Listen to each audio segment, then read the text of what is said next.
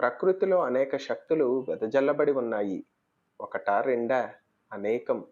వీటన్నింటినీ మించిన శక్తి ఒకటి ఉంది. మనకు దేహశక్తి ఉండడం వల్ల వస్తువులను ఎత్తగలుగుతున్నాం. మనకంటే ఎద్దు అధికమైన బరువు మోస్తుంది. దానికంటే ఒంటె, దానికంటే ఏనుగు ఎక్కువ బరువును మోస్తుంది. ఇది మానసిక శక్తిని చూడండి. చెట్టు కంటే పురుగునకు ఎక్కువ మానసిక శక్తి ఉంటుంది. దానికంటే చీమకు, దానికంటే పశువునకు, అంతకంటే మానవునకు అట్టి శక్తి అధికంగా ఉంది. అన్ని శక్తులకు ఒకటి మూలాధారమని గుర్తిస్తాం. అతడే స్వామి. మన దేహ మానసిక శక్తులను ఉపయోగించి ఒక ఇంటిని కట్టాం.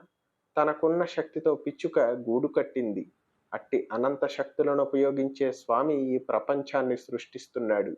ఒక ప్రాణికి మరొక ప్రాణికి శక్తులలో తేడాలున్నాయి. చిట్ట చివరకు వెడితే అనంత శక్తి కలవాడొకడున్నాడని ఊహిస్తాం. ప్రకృతిలో విరుద్ధమైన జంటలుంటాయి. చలి, ఎండ, రాత్రి, పగలు, మెత్తని పువ్వులు, గుర్చుకునే ముళ్ళు, తీపి, చేదు, ప్రేమ, పగ, ఇట్లా పరస్పర విరుద్ధంగా ప్రకృతి సాగుతోంది. ఇట్లా ఆలోచిస్తూ ఉంటే మన మనస్సుకు విరుద్ధమైనది ఒకటి ఉండవద్దా? మానవ మనస్సు ఏం చేస్తోంది? పిచ్చి పనులు చేసి దుఃఖపడుతోంది. తృప్తి లేదు.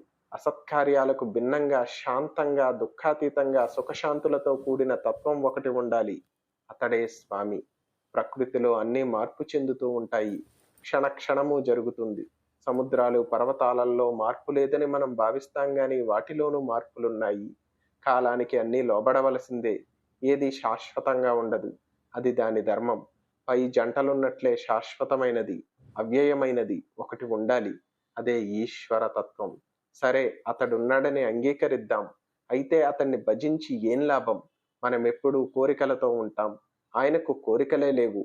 మనకు పరిమిత శక్తి ఉంది. కోరికలు లేకపోయినా అధిక శక్తిమంతుడతడు.